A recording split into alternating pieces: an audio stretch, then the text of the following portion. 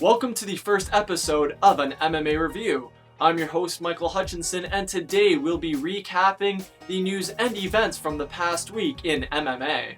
The UFC returned to Australia this past weekend for UFC Fight Night Miocic vs. Hunt.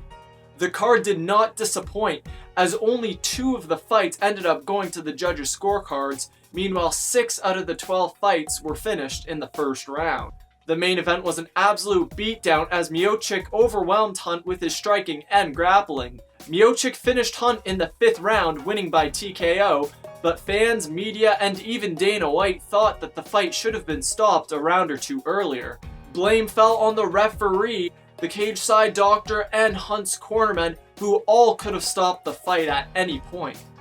With the win, Miocic has lined himself up for a chance at the winner of Cain Velasquez versus Fabricio Verdum, although that will be decided depending on the outcome of that fight.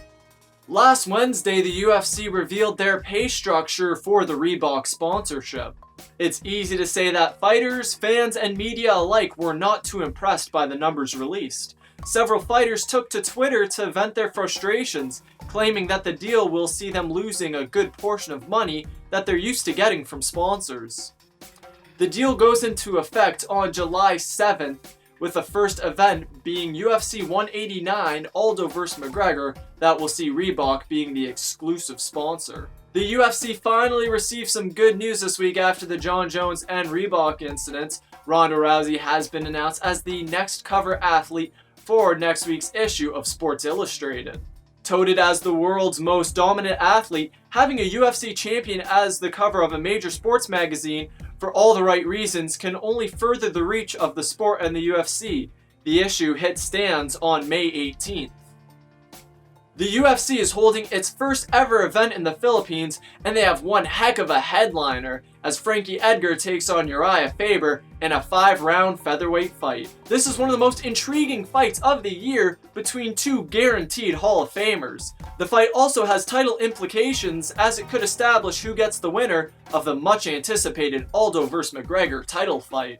Speaking of Faber, yesterday I posted my article on the least and most injury-prone fight camps in MMA, and it turns out that Faber's Team Alpha Male is the least injury-prone in MMA.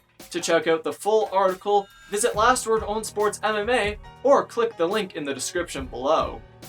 Well, that's all the time for this week. Join us next week for another MMA review.